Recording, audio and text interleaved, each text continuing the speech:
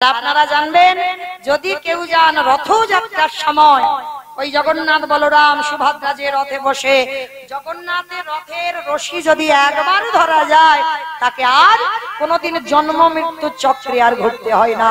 নিতাই গৌর প্রেমানন্দে হরি বল হরি বল হরি বল। আত্মাকে মাতৃ জঠরে আসতে হবে না, ওই জন্ম মৃত্যু হবে না যদি রথের দড়িটা একবার ধরা যায়। তাই চেষ্টা করবেন অন্তত কোনো না কোনো বৎসর, তবে বাবা অসম্ভব হয়ে দাঁড়ায়, সম্ভব নয়। মানে ওই দড়ি ধরতে গেলে বাবা নিজের প্রাণটা বুঝিয়ে চলে যাবে, হ্যাঁ এত ভিড়। তবু বলে রাখলাম, বলার জন্য এসেছি, চেষ্টা করবেন। তো ওই জগন্নাথ ধাম পুরী ধাম কি গো মায়েরা, এখন গেলে জগন্নাথ দেখতে পাবে না কেন বলো তো? এখন তো জগন্নাথের জ্বর হয়েছে। না নার্সিংহোমে ভর্তি নয়, বলে নার্সিংহোমে ভর্তি। সত্যি বাবা, এটা মজার কথা বললাম না। ওই যে স্নান যাত্রা গেল না, এত এত কলসির জল আমার প্রভুর মাথায় ঢেলেছে না, ওই জল ঢালাতে মানে বছরে স্নান করাবে না, আর বছরে একবার এমন স্নান করাবে তো বাবা একেবারে ঠকঠকানি এসে যাবে জগন্নাথ।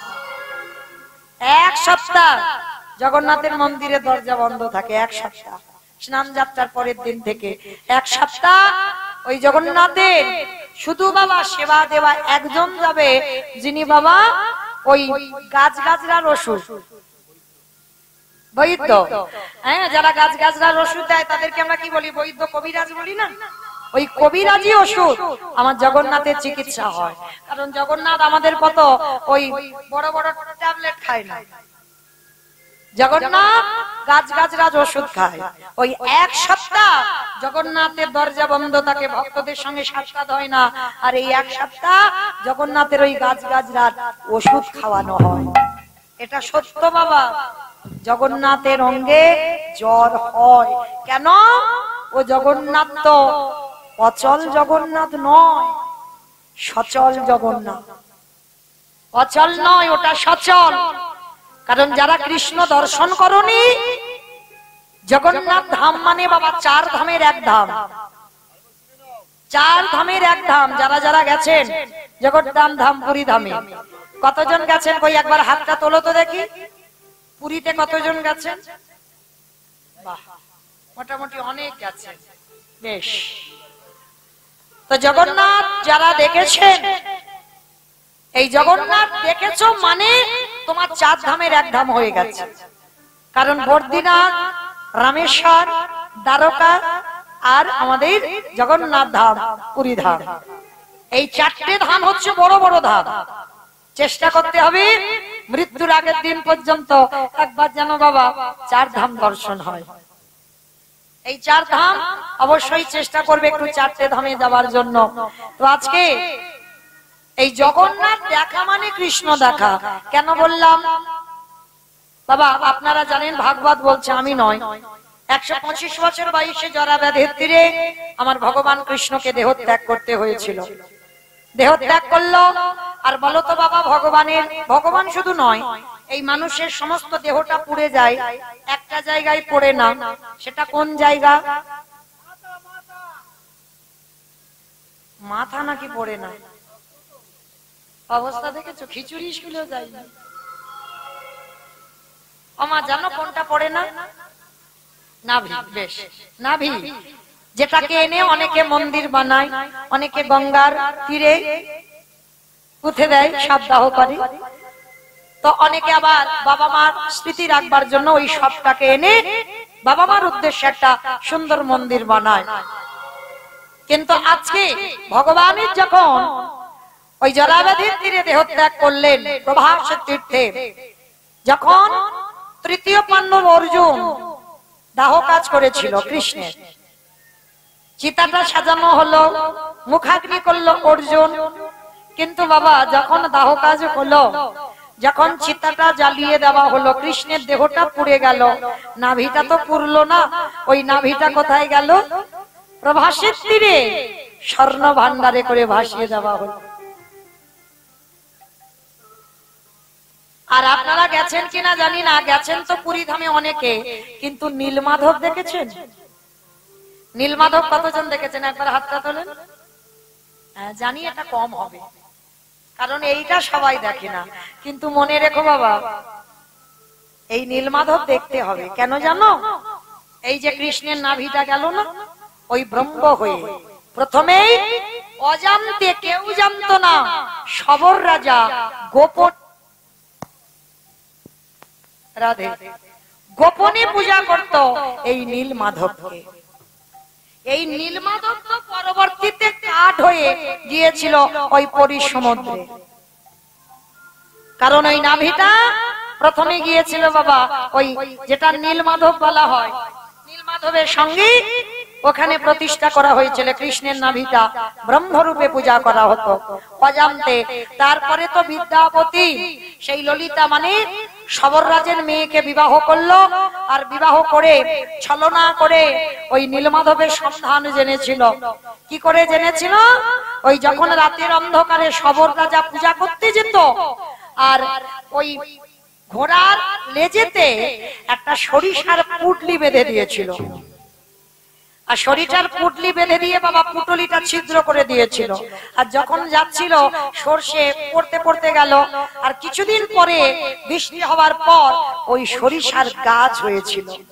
আর তারপরে বিদ্যাপতি ওই নীলমাধবের কাছে পৌঁছায়। আর যখন নীলমাধবের কাছে গেল, তখন ওই নীলমাধব দৈববাণী করেছিল, আমি গোপনে পূজিত হচ্ছি, আমি প্রকাশ পেতে চাই, আমি জগতে প্রকাশ পাবো, আমাকে নিয়ে যাবে কে না, আমাকে প্রতিষ্ঠা করবে পরিধামে উড়িষ্যার রাজা ইন্দ্রদম্ন। আর সেই স্বর্ণ ভান্ডারে করে বাবা কৃষ্ণের নাভিটা ভেসে গিয়েছিল। যখন বিশ্বকর্মা 21 দিনের আগে কথা দেওয়া ছিল দরজা খোলা যাবে না, আর কি করেছিল? কতদিন ধৈর্য ধরতে পারেনি ইন্দ্রদম্ন। স্ত্রী মনে মনে করলো মা গুন্ডিচা যে এতদিন ধরে মূর্তি, আর মূর্তি করলে একটা খুটখাট আওয়াজ তো হবে, কিন্তু আওয়াজ হচ্ছে না। তখন গুন্ডিচা মনে মনে ভাবলো বোধহয় যে ওই জগন্নাথের মূর্তি তৈরি করছে সে বোধহয় কখন হরিবোল হয়ে গেছে, এতদিন অনাহারে অনিদ্রায় বেঁচে থাকতে পারি। যখন ইন্দ্রদম্ন দরজা খুললো, তখন বাবা জগন্নাথ বলদেবের শুধু হাত দুটো হয়েছে, কিন্তু সুভদ্রার হাত পা কিচ্ছু তৈরি হয়নি, সেই অবস্থাতে রয়ে গেল। ইন্দ্রদম্ন কেঁদে উঠলো, প্রভু এটা তোমার কেমন রূপ? এই রূপ, এই রূপ দেখলে লোক ভয় পাবে, এখনো সুভদ্রার হাত দুটো তৈরি হলো না। দৈববাণী করলো, ইন্দ্রদম্ন আমি তো বলেছিলাম 21 দিনের আগে তুমি দরজা খুলবে না, খুলে দিয়েছো, তোমার ধৈর্য নেই, তাই আমি এই রূপে প্রতিষ্ঠা পাবো। কিন্তু বাবা এটা আসল কারণ নয়, আসল কারণ হয়ে আছে, কারণ আসল কারণটা দ্বারকায় ঘটে গিয়েছিল। কলিযুগে এই যে জগন্নাথ বলরাম সুভদ্রা এই রূপে আসবে, ভক্তরা দেখবে, এটা কথা দেওয়া আছে কার কাছে? দেবর্ষি নারদের কাছে। বাবা ভগবান কৃষ্ণের কতগুলো বউ? কতগুলো বউ? 16,108 জন, একটা দুটো নয়, 16,108টা বউ, আর 8টা হচ্ছে পাট রানী। এতগুলো বউ ভালোবাসে, তবু বাবা রাত্রিবেলা আমার কৃষ্ণ ঘুমের ঘরে রাধা রাধা বলে কাঁদে। কি গো বাবা, এতগুলো যার বউ, সে যদি ঘুমের ঘরে একটা মেয়ের নাম ধরে কাঁদে, সত্যভামা, রুক্মিণী, জাম্ববতী, কালিন্দী, এরা কি দেখতে খারাপ? এরা সব এক একটা রাজার মেয়ে। তাহলে রাজার মেয়ে হয়ে এদেরকে ফেলে গোবিন্দ ঘুমের ঘরে রাধা রাধা বলে খুঁজে বেড়াচ্ছে। রাধে গো রাধে গো, একেবারে দেখা দাও রাধে, একেবারে দেখা দাও উলুধ্বনি রাধে গো।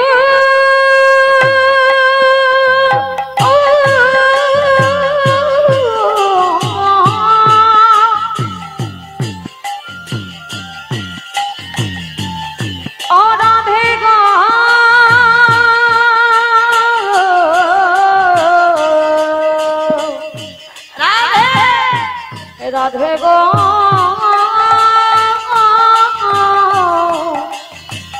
একেবারে দেখা দাও কৃষ্ণ প্রেম মুরারি রাধে কৃষ্ণ প্রেম মুরারি রাধে প্রেম সায়রের মুরারি রাধে প্রেম সায়রের মুরারি রাধে গম্ভীর্য শালিনী রাধে ও গম্ভীর্য শালিনী রাধে ও প্রেম সমগ্র মুরারি রাধে ও প্রেম সমগ্র মুরারি রাধে রাধে গো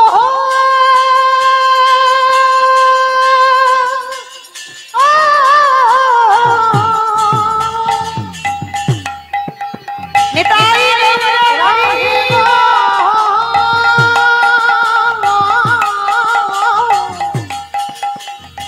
একেবারে দেখা দাও রাধে একেবারে দেখা দাও ঘুমের ঘরে রাধে রাধে বলে কাঁদছে ওমা এতগুলো বউ থাকতে যে পুরুষটা আরেকটা মেয়ের নাম ধরে কাঁদে বউরা রেখে যাবে না 8 জন ছুটে গেছে মাতা রুক্মিণীর কাছে হরি বল মাতা রোহিণীর কাছে গেছে রোহিণীর কাছে গিয়ে বলছে মা একটা কথা সত্যি বলবে কি কথা বলো বৌমা কি কথা আচ্ছা তোমার ছেলের এতগুলো বউ তবু রাত্রিবেলা রাধা রাধা বলে কাঁদে কেন রাধা কে আমাদের থেকে কি সে রূপবতী কে সে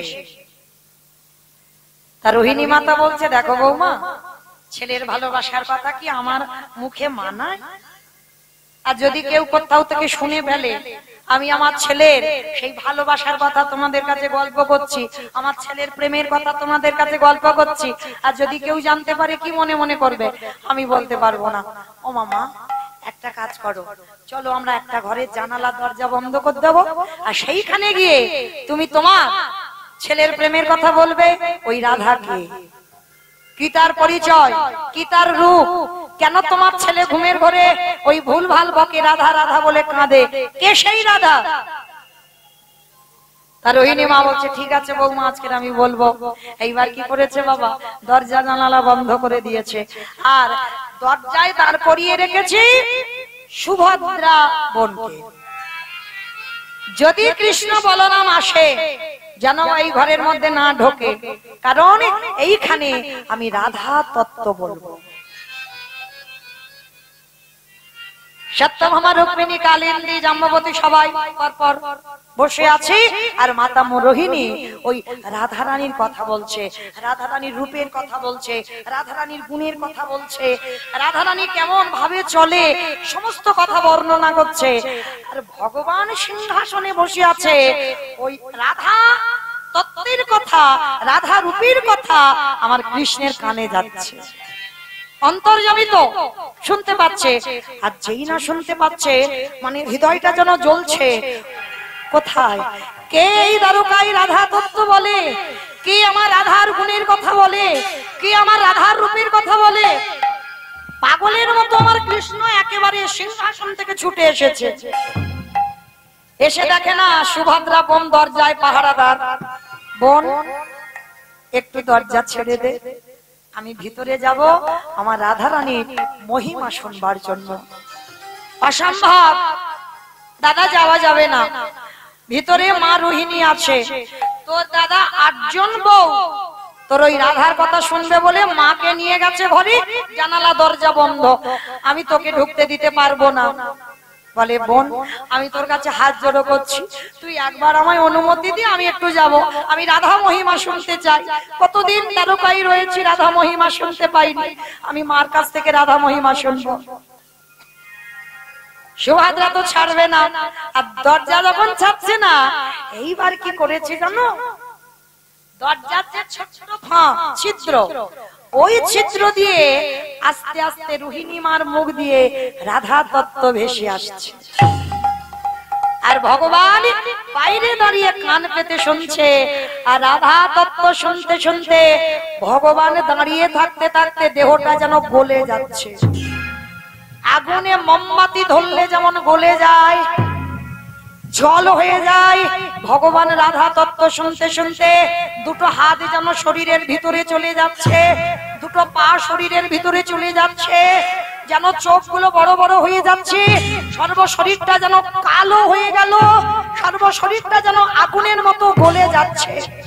সুভদ্রা দাঁড়িয়ে দেখছে কি, দাদা দাদা তোর এটা কি হয়েছে?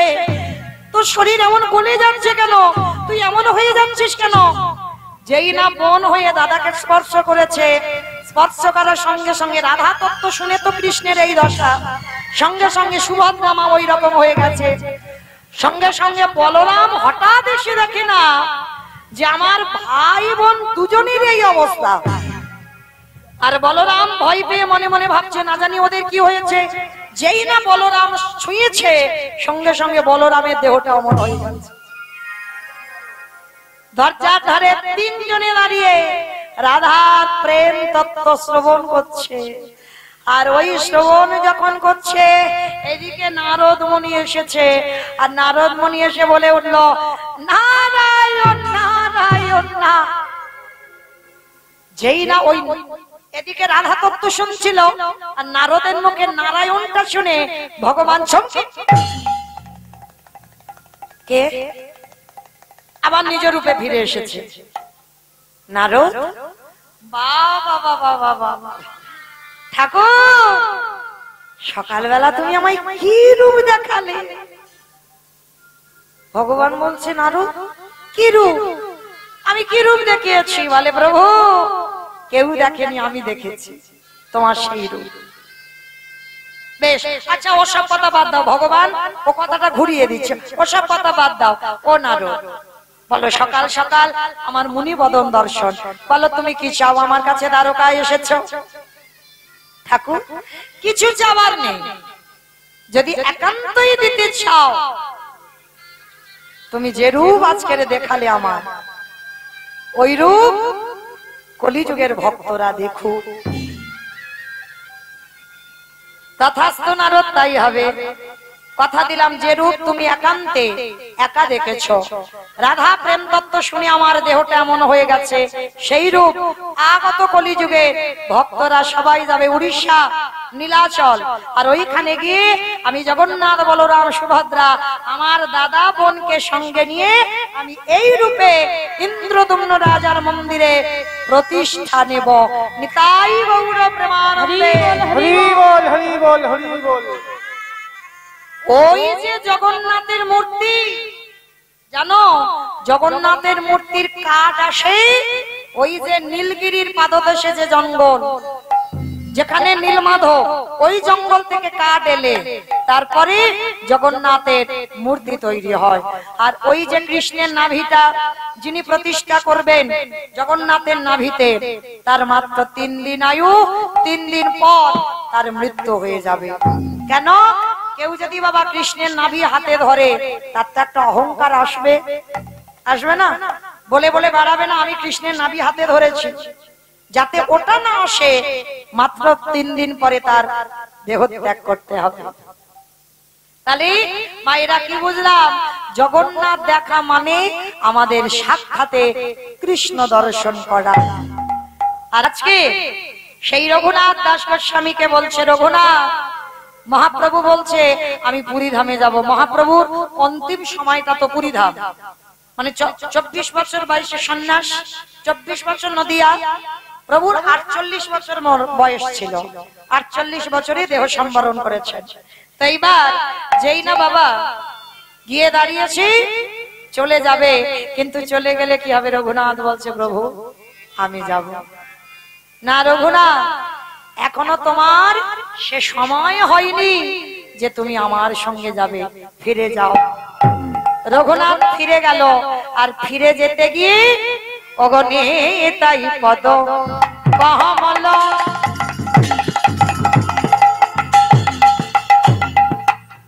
কোটি চন্দ্র সুশীতল, অগণিতাই পদ কমল, কোটি চন্দ্র সুশীতল, যে ছায়া জগত জুড়া অবাধে জগত জুড়া হেন নিতাই বিনে রে ভাবা দয়ালে নিতাই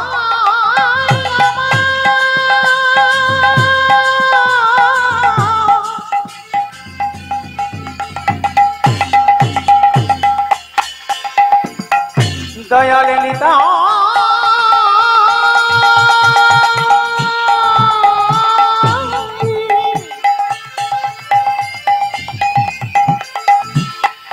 দয়ালে নিতাই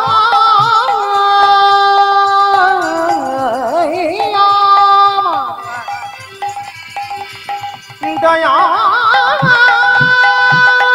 নিতাই হেন নিতাই বিনে রাধা কৃষ্ণ পাইলেন দৃঢ় ধরণী তাইয়ের প্রাণ তোমরা দৃঢ় করে ধরণে তায়ের পায় বলি ভজ ভজ তোমরা নিতাই ভজ নিতাই ভজলি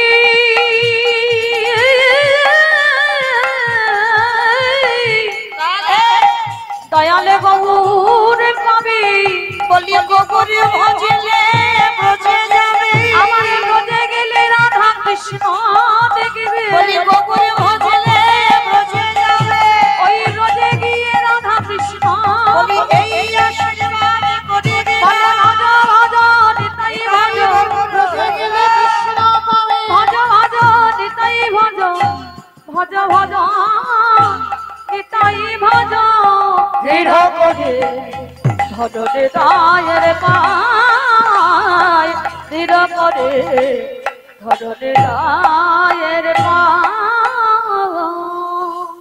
অমাইনা মহাপ্রভু পাঠিয়ে দিল রঘুনাথকে কেন সরাসরি গৌর কৃপা হয় না আগে নিতাইয়ের কৃপা পেতে হবে আর নিতাইয়ের কৃপা যে না পেয়েছে গৌরের কৃপা পাবে না আর গৌরের কৃপা যে না পাবে আমার রাধা কৃষ্ণের যুগল ভজনের অধিকার পাবে না হরি বল এইবার যেই না ফিরে আসছে রঘুনাথ এসে দাঁড়িয়েছিল পানিহাটির মেলা আর পানিহাটির মেলায় অনেকে গেছেন নামও শুনেছেন যেটাকে বলা হচ্ছে দণ্ড মহোৎসব দণ্ড মহোৎসব ওইখানে নিতাই চাঁদ রঘুনাথকে দণ্ড দিয়েছিল কি দণ্ড চিড়ে দধি এই যত যত ভক্ত আছে রঘুনাথ তোরে খাওয়াতে হবে রঘুনাথের তো অতুল সম্পত্তি বাবা জ্যাঠাকে খবর দিল যত যত ভক্তরা ছিল বাবা রঘুনাথ চিড়ে দই সবাইকে খাওয়ালো এইবার রঘুনাথ সংসারে ফিরলো মহাপ্রভু বলেছিল আমার কাছে আসতে হবে না যেদিন কৃপা হবে আমি তোরে ঠিক টেনে নেব আমার কাছে হ্যাঁ মর্কট বৈরাগ্য পালন করবি না মর্কট বৈরাগ্য মানে লোক দেখানি বৈরাগ্য ভিতরে বৈরাগ্য ভাব নেই কিন্তু বাইরে দেখো খুব বৈরাগ্য হরি বল আছে না অনেকে বাবা সাজা বৈষ্ণব কিন্তু বাবা ভিতরে এতটুকু বৈষ্ণবতা অর্জন হয়নি বাইরে সেজো না আগে ভিতরটা বৈষ্ণবতা করো তারপরে তুমি বাইরে সেজো এইবার রঘুনাথকে কৃষ্ণ ভোলাবার জন্য রঘুনাথ বড় হয়েছে সিদ্ধান্ত নিল একটা কাজ করতে হবে ওরে বিয়ে দিতে হবে দেখাশোনা হলো যার সঙ্গে বিয়ে হলো নাম হলো তার রত্নাবতী বাবা স্বর্গের অপ্সরা হার মানবে এমন মেয়ের সঙ্গে বিয়ে দিয়েছে কেন যাতে রঘুনাথ কৃষ্ণ ভুলে যায় কিন্তু বাবা ওই যে বললাম কৃষ্ণকে যে একবার ভালোবাসে ভুলি বললে ভোলা যায় রত্নাবতী এলো সে তো বউ নয় সে স্ত্রী নয় সে সহধর্মিণী হয়ে এসেছে বিয়ে হলো পরের দিনে কাল রাত্রি তারপরের দিনে হলো ফুলসজ্জার রাত ওই ফুলসজ্জার রাতে আজকের কাঁদছে যখনই কাঁদছে একই স্বামী তোমার চোখে জল তুমি কাঁদছো কেন রঘুনাথ বলে উঠলেন রত্নাবতী রত্নাবতী তুমি জানো আমার বাবা মা কেন বিয়ে দিয়েছে বলে হ্যাঁ খুব জানি তোমাকে কৃষ্ণ ভোলাবার জন্য বাহ পারবে কৃষ্ণ ভোলাতে। স্বামী, আমি তো কৃষ্ণ ভোলাতে আসিনি, আমি তোমার চরণ সেবা করতে এসেছি, আমি ভোলাবো কেন? কিন্তু স্বামী, তুমি কার জন্য কাঁদছো? কে সে? অমাইরা বাসর ঘরে ভুল সজ্জার রাত, কোন স্বামী যদি কাঁদে স্ত্রী কি মনে মনে করবে? নিশ্চয়ই অন্য জায়গা নাকি প্রেম আছে, সেটা আমাদের ক্ষেত্রে হবে, রঘুনাথের ক্ষেত্রে কি হবে? হ্যাঁ, তা স্ত্রী জিজ্ঞাসা করছে, বলো কার জন্য তুমি কাঁদছো? আমার কি পছন্দ নয়? না জোর করে তোমার বাবা মা বিয়ে দিয়েছে বলে? না রত্নাবতী, কোনদিন তো নারী বদন দেখি না, আজকের বাবা মা জোর করে বিয়ে দিয়েছে। রত্না, আজ আমি এই বাসর ঘরে প্রত্যেকটা স্বামী তার স্ত্রীকে উপহার দেয়, আজ আমি তোমার কাছে একটা উপহার চাইবো, তুমি দেবে? রত্নাবতী বলছে, বেশ, বলো, যদি আমার কাছে থাকে দেব। আছে, আছে বলেই তো চাইবো, দাও। এই রাত্রিবেলা চিরজনমের মতো, চিরদিনের মতো আমি তোমাকে ত্যাগ করে আমি আমার গৌর চরণ পাওয়ার জন্য আমি সংসার ত্যাগ করতে চাই। না না স্বামী, না, তুমি যদি চলে যাও কি নিয়ে থাকবো? রত্না, তুমি না বলেছো তুমি আমার বউ নয়, তুমি আমার স্ত্রী নও, তুমি আমার সহধর্মিনী। আর যদি সহধর্মিনী হও, পারবে না, পারবে না তুমি আমার ভজনে সাহায্য করতে? দাও না বিদায়, আমি এই সংসারের মায়াতে থাকতে চাই। রত্নাবতী চরণ ধরে বলছে, বেশ, আমি কথা দিলাম, তোমার বাবা মা জানবে না, এই রাত্রিবেলা তোমাকে আমি এই পিছনের দরজা দিয়ে তোমাকে বের করে দেব। রত্না, ভেবে বলছো তো? আর কোনদিন তুমি কিন্তু আমাকে পাবে না, জানিস? এই যে 3টে দিন তোমায় দেখলাম, বিয়ে হলো কাল রাত্রি, তারপরে পুরো সজ্জার দিন দেখেছি, এই 3টে দিনের স্মৃতি নিয়ে আমি সারা জীবনটা কাটিয়ে দেব। বেশ, স্বামী হয়ে স্ত্রীর চরণে লুটিয়ে পড়ল। এ জগতে আমরা স্ত্রী স্বামীর পায়ে প্রণাম করি, কিন্তু রঘুনাথ তার সহধর্মিনীর চরণে প্রণাম করে বলেছি, ধন্য তুমি আমার ঘর, আমি চলে যাচ্ছি। রত্না, স্বামীকে যাবার সময় বলছে, একটা জিনিস অন্তত দিয়ে যাও, যদি কোনদিন তুমি কৃষ্ণ কৃপা পেয়ে যাও, একবার এই দাসীর কথা মনে রেখো, এই দাসীকে শেষের বেলায় যেন ভগবানের চরণে আশ্রয় পায়। বেশ, আমি আসি। রত্না, ওই রাত্রিবেলা চিরজনমের মতো সংসার ত্যাগ করলো রঘুনাথ, পরিবারকে সারা জীবনের মতো ত্যাগ করে দিল, ছুটে চললো জগন্নাথ ধাম, পুরী ধাম, লীলাচল। আর ওই জগন্নাথ ধামে গিয়ে বাবা যারা গেছেন আনন্দ বাজার দেখেছেন, মা আনন্দ বাজার মন্দিরের ভিতরে ঢুকলে দেখতে পাবেন আনন্দ বাজার। যে আনন্দ বলে পেপার ছাপা হয়, মানে কিরকম বদমাস দেখেছো? মানে আনন্দ বাজার পেপার না নাম, ওই জন্য বলছে। যারা পুরীতে গেছেন জানেন আনন্দ বাজার যেখানে জগন্নাথের প্রসাদী বিক্রি হয়। রঘুনাথ যখন পুরী ধামে গেলেন, বাবা জ্যাঠা সকালবেলা জানতে পারলেন রঘুনাথ সংসার ত্যাগ করেছেন, আর সংসারে ফিরবে না। আর বাবা জ্যাঠা টাকা, অর্থ, অন্ন, বস্ত্র পাঠাতো ওই আদি সপ্তগ্রাম থেকে পুরী ধামে, আর রঘুনাথ ওই দান করত গরিব ভিখারীদের। মহাপ্রভুর এটা পছন্দ নয়। রঘুনাথ, তোমার বাবা জ্যাঠা জমিদার, ওদের একটা অহংকার আছে, আমি ওইগুলো পছন্দ করি না। বাবা একটা কথা মনে রাখবেন, দান যদি কেউ করে, ডান হাত যদি দান করে, বাম হাত যেন জানতে না পারে। এটা নিয়ম, আমার কথা নয়, মহাপ্রভু বলছে দান যদি করতে চাও লোক দেখিয়ে নয়, লোক জানিয়ে নয়।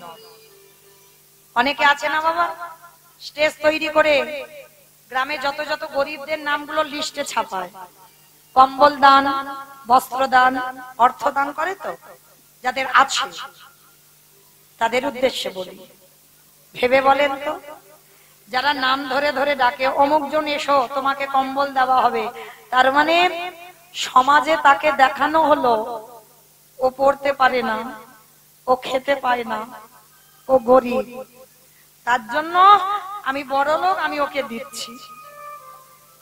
কি বাবা মনে হচ্ছে না এটা? না, এটা দান বলে না। একান্ত যদি তোমার ইচ্ছে হয় কাউকে দেবে, কারো দেখলে যদি কষ্ট হয়, রাতের অন্ধকারে দাও, চুরি করে দাও, সেটা তুমি জানবে। লোক জেনে কি হবে বাবা, লাভটা কি হবে, ওরা কি করবে? যে জানবার মালিক সে জানলেই তো কাজ হবে। এটা দানের নিয়ম। তো মহাপ্রভু যখন বলল, রঘুনাথ খবরটা পেয়ে বাবা যেটাকে খবর দিল, আর তোমরা কিছু পাঠাবে না, আমি আর দান ধ্যান করবো না। রঘুনাথ উড়িষ্যাতে ভিক্ষা করে করে খায়। মহাপ্রভু বললেন, আমার ভক্ত লোকের দ্বারে দ্বারে চাইবে, এইটা আমার পছন্দ নয়। ভালো করে শোনেন মা, ভক্তকে কিরকম যাচাই করছে, দেখিও পারে কিনা আমার কাছে থাকতে। রঘুনাথ ভিক্ষা করা বন্ধ করে দিল। তাহলে কি করে চলবে? ওই আনন্দ বাজারে বসে আছে, আর আনন্দ বাজারে বসে থাকলো যখন, ওই যাদের যাদের প্রসাদীগুলো বিক্রি হয় না, এবার তো ফেলে দিতে হবে। যদি কেউ চাইবে না, যদি কেউ একটু রঘুনাথ একধারে বসে থাকে, ওকে দেখে একটু কেউ দেয়, প্রসাদ পায়। মহাপ্রভু বললেন, এটাও আমার পছন্দ নয়। তাহলে এবার কি করবে? ভিক্ষা করা পছন্দ নয়, বাবা যেটা পাঠাবে পছন্দ নয়, আনন্দ বাজারে বসে থাকবে, চাইবে না, কেউ দিলে সেটাও খাওয়া যাবে না। তাহলে কি করবে রঘুনাথ? এক সপ্তাহ ছেলেটা কিছু খায়নি। বাবা গৌর কৃপায় এমনি নয়, কৃষ্ণ কৃপায় এমনি নয়। 7 দিন কিছু খাইনি। বলো মা, একদিন না খেলে কত কষ্ট হয়। আর জমিদারের ছেলে, যে সোনার পালঙ্কে থাকার ছেলে, 1 সপ্তাহ কিছু খাইনি, আর সহ্য করতে পারছে না। ওই নালা নর্দমা দিয়ে, যারা গেছেন পুরীতে দেখেছেন চারিদিকে ড্রেন, ওই নালা দিয়ে জগন্নাথের একটু পচা পান্তা ভেসে যাচ্ছে, পচা। আর পচা অন্ন যখন ভেসে যাচ্ছে, এত খিদে পেয়েছে, রঘুনাথ আঁচলা করে তুলে নিয়েছে নর্দমা থেকে। গৌরহরি, আমি খেতাম না, কিন্তু আমি যদি একটু বেঁচে না থাকি, আমি তো মরার আগে তোমাকে দেখতেও পাবো না। আমার যে বড় কষ্ট হচ্ছে গৌরহরি, ওই জন্য একটু পচা পান্তা আমি খাবো। পচা পান্তাটা তুলেছে, তাতে লবণ নেই, মানে হাতে ধরলে বাবা গলে যাচ্ছে, এত পচা। অনেক দিনের ভেসে ভেসে নালা দিয়ে আসছে, তুলেছে। ধুতে ধুতে কত অন্ন চলে গেছে, একটুখানি আছে। ওই অন্নটা তুলে সবে একটা গ্রাস দিতে যাবে, মহাপ্রভু পিছনে এসে রঘুনাথের হাতটা ধরেছে। রঘুনাথ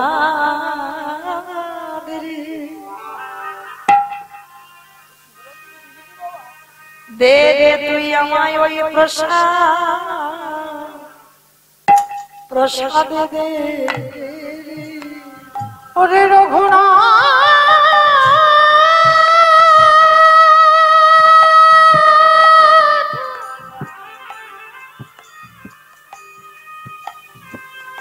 ওরে জগতে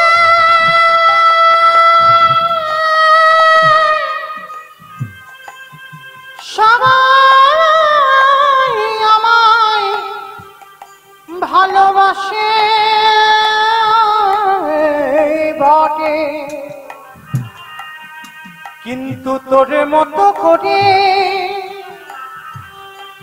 আমায় যে কেউ না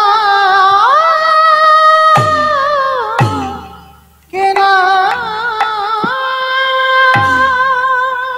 দে একটু প্রসাদ দে না না গৌরী পচা কান্তা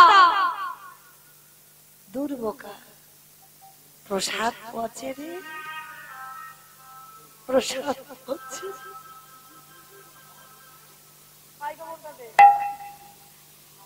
প্রসাদ পচে না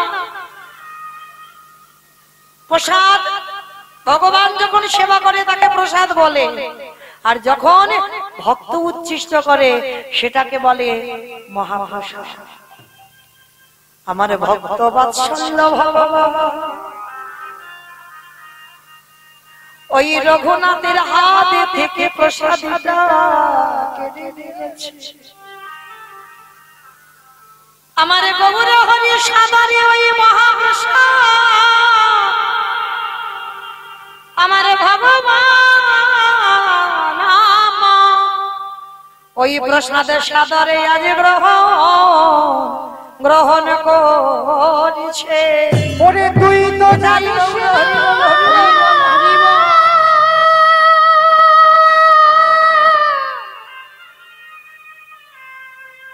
আমি যে ভক্ত বড় ভালোবাসি তাই তো যুগে যুগে ভক্তের কাছে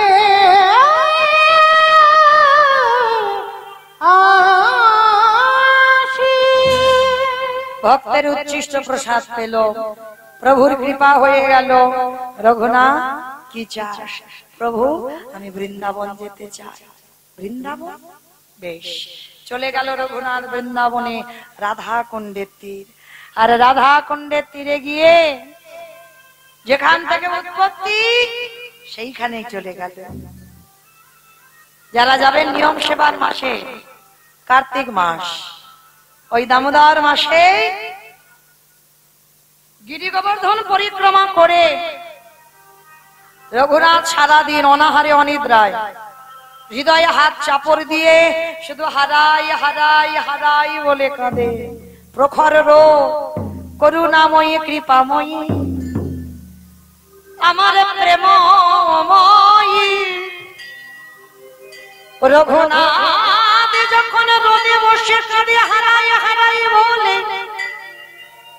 আমার রাধা রানী নিজের উড়ানিটা নিয়ে রঘুনাথের আজকে আচ্ছাদন করে দাঁড়াচ্ছে কেমন ভক্ত তাই গৌর হরি বল হরি বল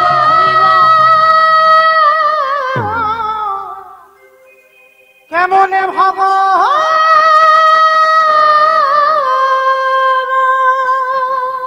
কে তুমি সে কি রে আমায় বুঝলি না আমায় চিনলি না আমি তোর সেই কৃপাময়ী করুণাময়ী আমি রাধা রাধে তুমি তুমি এসেছো কিন্তু একা কেন আমি তো একা দেখতে চাইনি ওরে রাধা কৃপা না পেলে আমার গোবিন্দ কৃপা হয় না তুই তো আগে আমারই কৃপা পেয়ে গেলি ও দেখবি সাক্ষাতে রঘুনাথ দাঁড়ালো সাক্ষাতে রাধারানী আমার গোবিন্দকে নিয়ে আজ রাধা গোবিন্দ যুগলে দাঁড়ালেন আর রঘুনাথ সেই রাধা কুণ্ডের তীরে সাক্ষাতে নয়ন ভরে রাধা গোবিন্দের যুগল দর্শন করলেন মায়েরা শুভরাত্রি ভালো থাকবেন সুস্থ থাকবেন আবার কালকে ঠিক বেলা 10টা 10:30টার দিকে আবার আপনাদের চরণে আসবো আবার লীলা কীর্তন পরিবেশন করব শ্যামের বামে শ্যামের বামে শ্যামের বামে দাঁড়াই নবীন কিশোর ও শ্যামের বামে দাঁড়াইল নবীন কিশোরী শ্যামের বামে দাঁড়াইল নবীন পৌঁছে গেলাম এবার আমরা সবাই বিষয় একটু সুন্দর ভাবে আস্বাদন করবেন সংসার জীবনে থেকে কিভাবে বৈরাগ্য পালন করা হয় এই রঘুনাথ দাস গোস্বামীর জীবন কাহিনী শ্রবণ করলে সবাই বুঝতে পেরে যাবেন বাবা। সংসার জীবনে থেকে কলিযুগে সংসার ধর্ম বড় ধর্ম, এইটা ভুলে গেলে হবে না বাবা। সংসার তোমাকে করতে হবে। কেন? আমার মহাপ্রভু সংসার করেছে, অদ্বৈত আচার্য গোসাই সংসার করেছে, নিতাই চাঁদ সংসার করেছে, সব সংসারী। কেন? দেবর্ষী নারদ যে কলিযুগে হয়েছে শ্রীবাস পণ্ডিত, তিনিও সংসার করেছেন। তাহলে কলিযুগে সংসারের থেকে ভোজন করতে হবে। কি বাবা, সত্য ত্রেতার যুগের মানুষরা ধ্যান তপস্যা করেছে, বউ বাচ্চা ছিল না, ছেলে পুলে ছিল না, কোনো চিন্তা ভাবনা ছিল না, নিশ্চিন্তে ভজন করেছে। ছেলে বলবে আমায় দাও, বউ বলবে আমায় দাও, আত্মীয় পরিজন বলবে দাও দাও দাও। সেই দাও দাও এর মধ্যে থেকে তোমার ভজন করে বেরোতে হবে, তবেই হবে তুমি কলিযুগে শ্রেষ্ঠ ভক্ত। তাহলে চলেন আজকের আমরা সবাই এই রঘুনাথের কথা জানবো। তো সবার আগে বলি বাবা, বৈরাগ্য মানে এটা নয় যে বাবা মা ছেলে পুলে স্ত্রীকে সব ফেলে রেখে চলে যাও, মঠ মন্দিরে গিয়ে বাস করো, এটাকেই বলছে বৈরাগ্য। না, এটা বৈরাগ্য নয়, এটা মহাপ্রভু শেখায়নি, এটা বৈরাগ্য নয়। এটা যদি হবে তাহলে ভগবান বলছে কেন বাবা মাকে সেবা করো, আর বাবা মাকে ছেড়ে বাবা মঠে গিয়ে পড়ে থাকলে কি ভজন হবে? এদিকে বাবা মা বসে বসে কাঁদবি, তুমি কৃষ্ণ ভজন কোনোদিন সফলতা অর্জন করবে না। তাহলে বৈরাগ্য কাকে বলবো? বিষয়েষু অনাসক্তি, বিষয়ের প্রতি বাবা কোনো আসক্তি থাকবে না। ভালো করে শুনবেন, বিষয় মানে কোন বিষয়? জায়গা জমি টাকা পয়সা এইগুলোকে বোঝাচ্ছে বিষয় না। শুধু এইগুলোকে বিষয় বললো না, মহাপ্রভু সমাজকে শেখালো এই বিষয়েষু অনাসক্তি মানে যেমন তোমার কর্ণের বিষয়, চোখের বিষয়, মুখের বিষয়, দুটো হাতের বিষয়, চরণের বিষয়, দেহের এই 10 ইন্দ্রিয়ের বিষয়, এই বিষয়কে বাবা সংযমী করতে হবে। যেমন তোমার জিহ্বার লালসা যেদিন চলে যাবে, এইটা মনে রাখবেন, জিহ্বায় কোনো লালসা থাকবে না। অনেক অনেক বাড়িতে আছে বাবা, সারা সপ্তাহে হয়তো স্বামী কাজে ব্যস্ত থাকে, ভালো সকাল সকাল ভালো করে রান্না করে দেওয়া হয় না, সেই রবিবার হবে, আর রবিবার হলে আর বলবো না, আপনারা জানেন, এই যে ভালো মন্দ রান্না করে খাওয়া, এইটা থাকবে না। যেদিন তোমার জিহ্বার বৈরাগ্য এসে যাবে বাবা, কলির মানুষ অন্নগত প্রাণ, মানে একটু আলু শুদ্ধ ঘি হলেই হবে, মানে কোন রকমে বাবা পেটটা ভরার মতো, যে আমাকে ভালো মন্দ রান্না করে খেতে হবে, ওই সব তোমার লালসা থাকবে না, যে আমি এটা খাবো ওটা খাবো সেটা খাবো, এ লালসা থাকবে না। যেদিন তোমার জিহ্বা থেকে সকল লালসা চলে যাবে, সেদিন জানবে তুমি ওই জিহ্বার বৈরাগ্য ধারণ করেছ। এটা জিহ্বার বৈরাগ্য হয়ে গেল। কর্ণ, যেদিন তোমার এই কান দুটো কোনো আজে বাজে গান, আজে বাজে কথা ভালো লাগবে না, কোথায় একটু হরিনাম হচ্ছে, একটু মোবাইলে খুললেই বাবা একটু হরিনাম, একটু ভাগবত, একটু ভালো জিনিস কান শুনতে চাইবে, সেদিন তুমি জানবে তোমার কান অন্য গান আর শুনতে চাইছে না, মানে তোমার কানের বৈরাগ্য হয়ে গেছে। যেদিন দুটো চোখ শুধুমাত্র সাধুগুরু বৈষ্ণব চরণ, আমার ভগবানের চরণ ছাড়া এই দুটো চোখ আর কিছু দেখতে চাইবে না। কোথায় গেলে আমি একটু ভক্ত সঙ্গ পাবো, কার সঙ্গ করলে আমি একটু ভগবানের কথা শুনতে পাবো, সেদিন জানবে তোমার এই দুটো চোখে বৈরাগ্য হয়ে গেল। যেদিন তোমার এই অঙ্গ স্পর্শ থেকে চলে যাবে, স্পর্শ মানে তোমাকে নারী পরশ করলো না পুরুষ স্পর্শ করলো, এইটা বুঝতে পারবে না। তোমার মধ্যে কোনো অনুভূতি থাকবে না যে আমাকে কোনো পুরুষ ছুঁয়ে দেখলো না আমাকে কোনো নারী ছুঁয়ে দেখলো। এই অনুভূতিটা যেদিন তোমার মধ্যে থেকে একেবারে চলে যাবে সেদিন জানবে তোমার এই দেহের বৈরাগ্য হয়ে গেল। আর মন যেদিন সব চিন্তা থেকে দূরীভূত, আমি আছি, আমি গোবিন্দ সেবা করব, কালের চিন্তা কাল, যে আমার টাকা পয়সা ব্যাংকে জমিয়ে রাখতে হবে, আমার ছেলের ভবিষ্যৎ আছে, আমার বউয়ের ভবিষ্যৎ আছে, না, এইগুলো তোমার মনে থাকবে না। আজ আছি, আজকে চলে তো গেল, প্রভু তো চালিয়ে দিল, কালকের চিন্তা কালে দেখা যাবে। কি বাবা আছে এমন ভক্ত? বাবা ব্যাংকে টাকা রাখতে হবে, নাহলে চলবে কি করে সংসার, তাই না? একটা ছেলের জন্য 3 তলা পাথর সেটিং করা বাড়ি করে দিয়ে দিতে হবে, ছেলে থাকবে, জায়গা জমি একটু দোকানপত্র করে দিতে হবে যাতে ছেলের ভবিষ্যৎ গড়ে যায়। এগো তুমি ছেলের ভবিষ্যৎ গড়বার কে? তুমি তো উপলক্ষ, তুমি তোমার ছেলের ভবিষ্যৎ গড়তে পারবে না। কৃপা করার মালিক একজন বসে আছে, সে যদি কৃপা না করে তোমার সাধ্য নাই, তোমার ক্ষমতা নাই, তুমি তোমার ছেলের ভবিষ্যৎ গড়ে দিলে, তুমি সব করে দিলে, আর কৃপা যদি তার উপরে না রইল, বাবা সব একটা একটা করে বিক্রি করবে আর দেখবে শেষের দিনে সে ভিক্ষে করে গেল। তাহলে তুমি কি গড়ে দিতে পারলি? তাহলে যদি সন্তানের জীবনে কিছু গড়ে দিতে হয়, একটা সৎ সন্তান তৈরি করে যাও, যেন 10-এ 1 হয়। 10-5টা দরকার নয়, একটা ছেলে হবে, সে ছেলে যেন 10 জনের 1 হয়, গ্রামে প্রত্যেকটা মানুষের পাশে যেন দাঁড়ায়। মনে রাখতে হবে, শুধু লেখাপড়ার ডিগ্রি হলে তাকে মানুষ বলবে না, মানুষ তাকেই বলবে যদি মানুষ হয়ে মনুষ্যত্ব বিবেকটা তোমার থাকে। সবার পাশে দাঁড়াও, জগতে কেউ কারোর শত্রু হয় না, কেউ কারোর মিত্র হয় না। ভগবান বলেছে না, কেউ কারোর শত্রু নয়, কেউ কারোর মিত্র নয়, তোমার কর্ম ফলে তুমি শাস্তি পাও। তাহলে সবাইকে ভালোবাসো, ভগবানকে ভালোবাসো।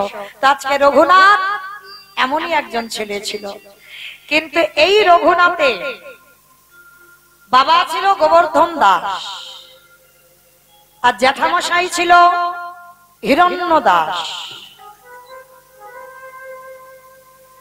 এই গোবর্ধন দাস আর হিরণ্য দাস এরা 2 ভাই। ভালো করে শুনবেন বাবা, এদের জুটিটা ছিল বাবা ঠিক রাম লক্ষণের মতো।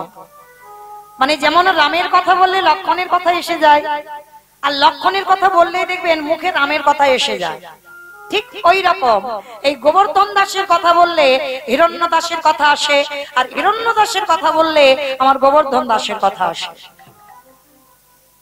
জ্যাঠামশাই সংসার করেন, গোবর্ধন দাসের ঔরসের সন্তান রঘুনাথ। কিন্তু বাবা রঘুনাথে জন্মের আগের কথা বলি, এর বাবা জ্যাঠার কত সম্পত্তি ছিল জানো?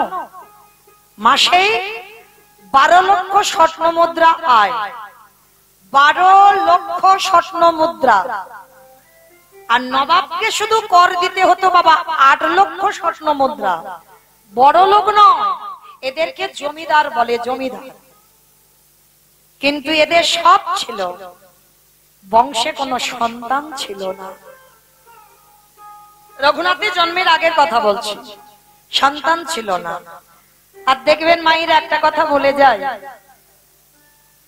টাকা পয়সা ঘর বাড়ি জায়গা জমি সম্পত্তি সব আছে,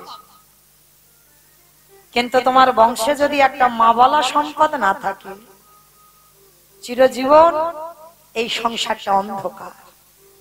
কেন? আজ আমি আছি, এই জমিদারি দেখভাল করলাম, যেদিন আমি চলে যাব, আমার পরবর্তীতে আমার এই জমিদারিটা দেখভাল কে করবে? তার জন্য আমাদের মতো মায়েরা একটা পুত্রের জন্য হাহাকার করে বেড়ায়, একটা পুত্র দাও। কি বাবা করি না? পরপর যদি পরপর কন্যা সন্তান হয়, মানে মেয়ে সন্তান, বাবা মার আশা মেটে না। একটা যদি সন্তান বংশে পুত্র আসে, আমাইরা পুত্রের জন্য কেন কাঁদো গো? পরপর 4-5টা কন্যা সন্তান হবে, হবে না, কিন্তু একটা ছেলে চাই। কেন ছেলে চাও? বংশে বাতি দেবে। বংশে বাতি দেবে। কি বাবা, আপনাদেরও তো একমত, বংশে বাতি দেওয়ার জন্যই তো ছেলে। কিন্তু মনে রেখো মা, বাতি দেওয়া ছেলেটা যদি তৈরি না করে যাও, সে কি তোমার বংশে বাতি দেবে বলে মনে হয়? কি বাবা, আমরা বলছি বংশে বাতি দেওয়ার জন্য ছেলে, আরে বাবা বাতি দেওয়ার মতো তৈরি করে যেতে হবে তো। ছেলে বড় হয়ে গেল, এখনো আছে সমাজে অনেক অনেক ছেলে জানে না ভগবানকে কি করে সেবা দিতে হয়, জানে না বাবা কি করে ভগবানের চরণে তুলসী দিতে হয়। তাহলে শেখাবে কে? বাবা না, কখনো বাবা শেখায় না, শেখাবে মা। প্রথম শিক্ষাটা মায়ের কাছে সন্তান পায়, সন্তানকে তৈরি করতে হবে মা, মা তৈরি করবে। আর তোমার বংশে যদি তুমি মা হয়ে একটা কৃষ্ণ ভক্ত সন্তান জন্ম দিতে পারো, তাহলে তোমার 14 পুরুষ উদ্ধার হয়ে যাবে। একটা যদি কৃষ্ণ ভক্ত সন্তান জন্ম দাও, তো মায়েদের কাছে আমার একটা নিবেদন, মা প্রত্যেকটা মাকে আমি বলে যাই, সন্তানদের সংস্কার দেবে। কিরকম? সকালবেলা সন্তানকে তুলে সবার আগে বলবেন যে বিছানা থেকে পাটা মাটিতে দেওয়ার আগে বাবা আগে মাটিটাকে একবার প্রণাম কর। এগুলো বলবেন, আমি চরণ ধরে বলে যাচ্ছি। কেন জানেন? ভালো করে ভেবে দেখেন তো বাবা, শুধু সন্তানদের নয়, আমাদের সবার কর্তব্য ঘুম চোখটা খুলে আগে মাটিটাকে প্রণাম করা। কেন মাটিকে প্রণাম করব? ভালো করে দেখেন, সবার আগে ঘুম চোখটা খুলে মায়ের বুকের উপরে পা তুলে দিলেন, মা ধরিত্রী মার বুকের উপরে পা দিলেন। শুধু পা দিলাম না, সকাল হলে আমরা মলমূত্র ত্যাগ করলাম এই মাটির উপরে। প্রতিনিয়ত যানবাহন, আমাদের নিত্য কর্ম, নিত্য খাবার এই মাটির উপরে। তাহলে আমাদের কি মনুষ্য জীবনে কর্তব্য নয় যে সকালবেলা উঠে একবার এই ধরিত্রী মাকে প্রণাম করি?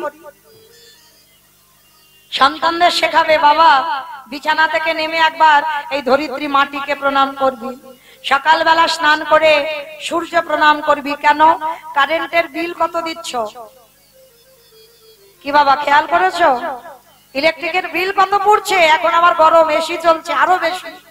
হ্যাঁ, আর যে সারাদিনই এত আলো দিচ্ছে তাকে একবার প্রণাম করেছো? এই যে এত জেনারেটরের আলো, এত কিছু আলো দেখতে পাচ্ছ, না হলে তো অন্ধকার থাকতো।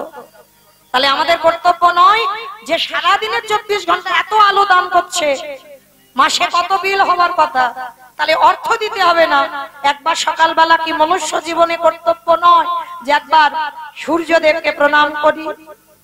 এটা আমাদের কর্তব্য। সকাল সকাল স্নান করে তুলসী গাছে জল দেওয়া ছোটবেলা থেকে বাচ্চাদের শেখাবে।